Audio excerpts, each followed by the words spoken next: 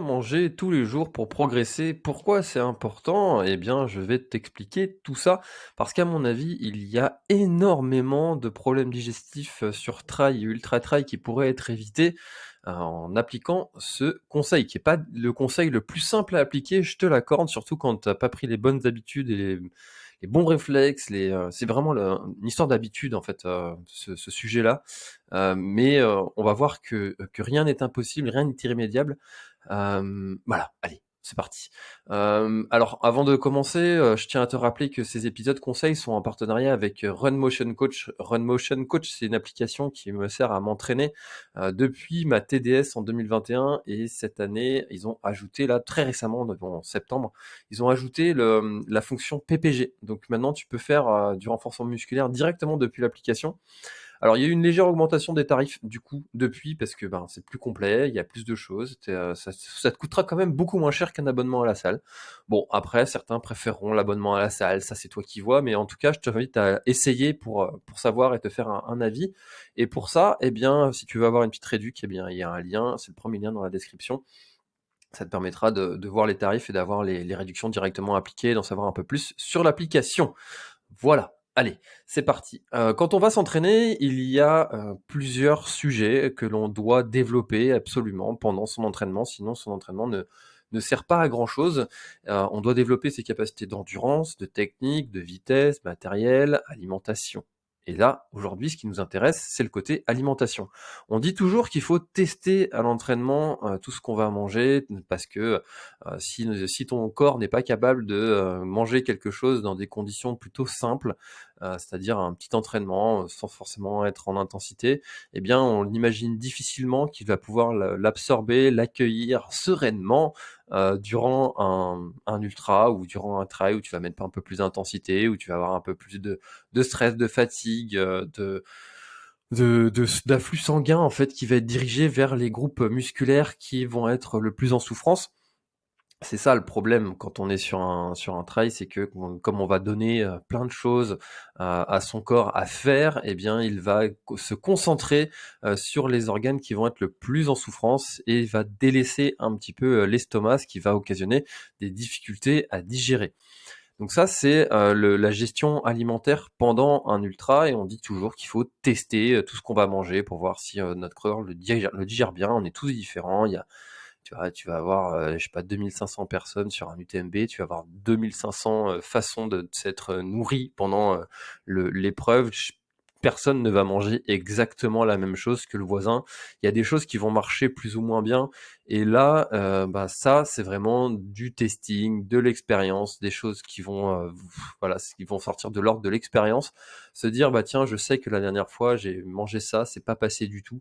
Tu vois, allez, un petit exemple.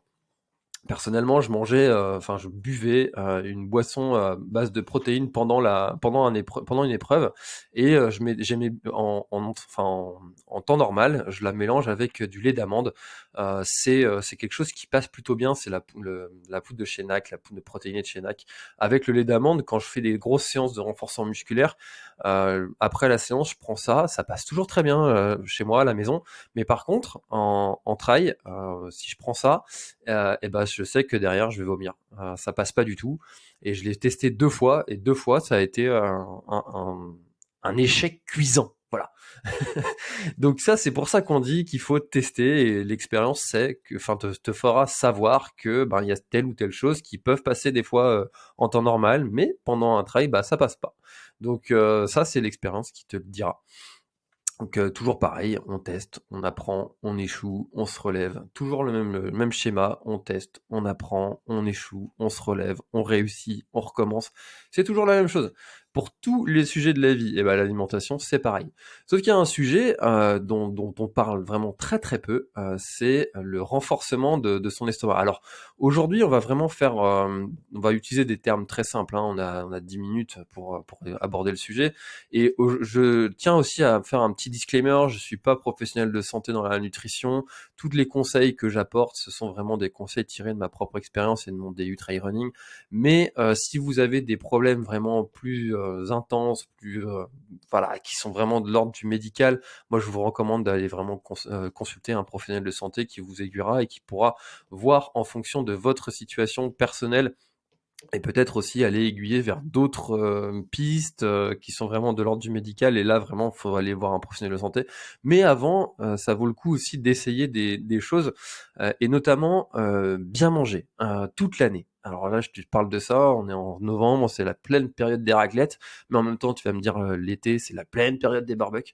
Il y a toujours moyen de mal manger, et ça, c'est quelque chose qui ne va pas être forcément très, très bon pour un ultra ou un trail de façon générale et des problèmes digestifs de façon générale.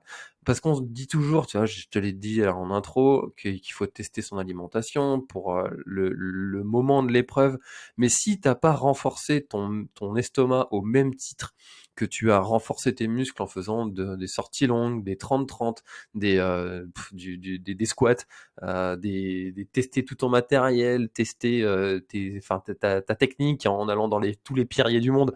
Voilà, si t'as pas renforcé ton alimentation, ton estomac en prenant soin de ton alimentation, eh bien, tu n'as pas travaillé ce sujet-là et c'est ce sujet-là qui va te causer des problèmes pendant ton épreuve. Alors, comment est-ce qu'on fait pour renforcer son estomac? Eh bien, tout simplement, il faut manger équilibré. Il faut manger correctement toute l'année. Et comment est-ce qu'on sait qu'on mange correctement toute l'année? Et il y a des personnes qui pensent bien manger toute l'année et qui en fait font erreur. Ils ont une alimentation qui va être soit trop grasse, soit trop acide, soit trop ci, soit pas assez ça.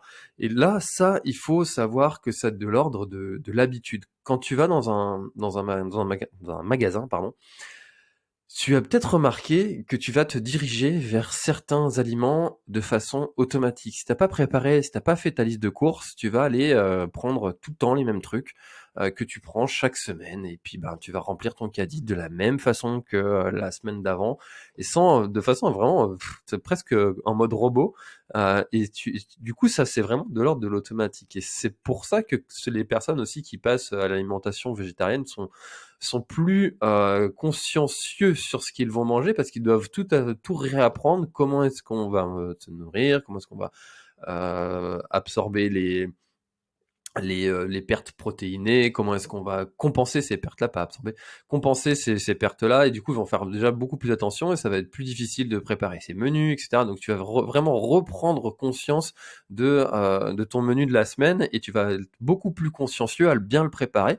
Et ça, quand tu fais vraiment très attention à ce que tu manges, eh bien tu dois faire tes menus, regarder si c'est équilibré, et si tu as l'impression que ça l'est, peut-être que ça ne l'est pas tant que ça. Et pour savoir si c'est vraiment équilibré, tiens, par exemple, il y a un chiffre qui m'a vraiment surpris, c'est 62% des Français mangent des frites une fois par semaine.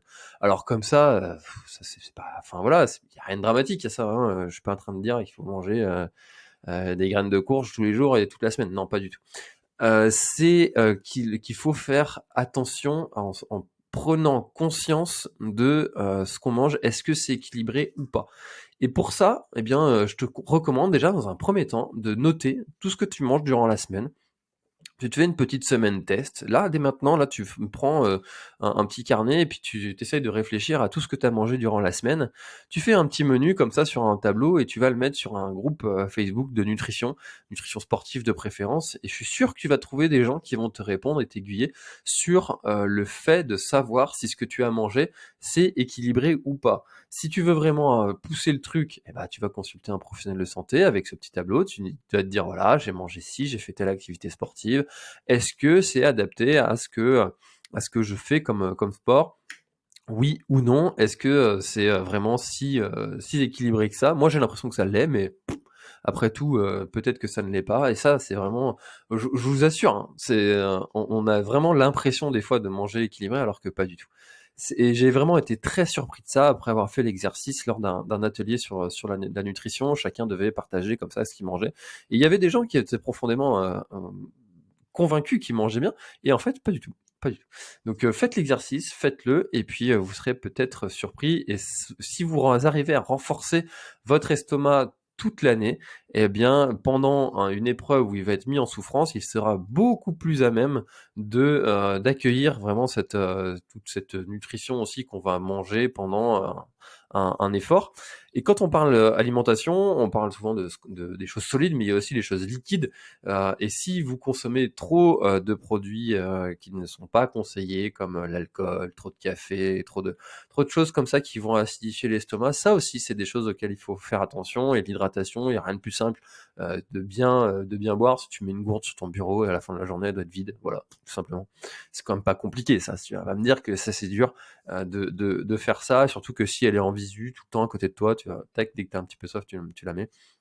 Au début, tu peux même te mettre un petit rappel sur le téléphone, toutes les demi-heures, toutes les heures, prendre une petite gorgée comme tu veux. Mais à la fin de la journée, elle doit être vide. Et c'est tout. Voilà, pour suffisamment boire, y a pas grand-chose à faire, si ce n'est ça. Donc voilà, faites attention à ce que vous mangez toute l'année, et peut-être que c'est ce sujet-là qui vous manque à travailler pour être vraiment performant et puis d'éviter d'avoir des problèmes digestifs durant vos efforts. Voilà, c'est tout pour cet épisode conseil sur l'alimentation, bien manger tous les jours pour progresser. Merci encore une fois à Run Motion Coach d'être partenaire du podcast en 2023, et puis allez voir le premier lien dans la description pour en savoir plus sur cette solution d'entraînement que je vous recommande de tester, parce que moi ça me convient plutôt pas mal. Voilà, allez, bonne journée, à bientôt dans un prochain épisode conseil ou avec un invité. C'était François, bye bye.